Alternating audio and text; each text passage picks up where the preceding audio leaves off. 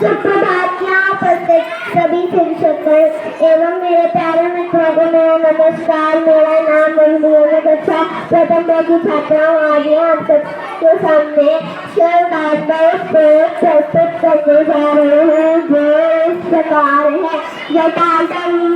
जल प्रवाह पावगस्थले गले लंबे लंबित भुजंग तुंग मालिकांडमड्डमड्डमड्डम निनादमड्डमरवेंचकार चंद्रतांडवं प्रणोतम शिवाय शिवं जटापटाः संभ्रमं पदशों वधुवधूविमेवं शिवल्लरु विराजमानमूलने भगद् ज्वलाटभट्ट पावके किशोर चन्द्रशेखरे रतिप्रतीक्षणं मम धराधरे पुनर्दिनी विलासवद्बुधुर् पुरतिवत्सन्तति प्रमोदमान मानसे कृपाकटाक्षधोरणे क्वचिद्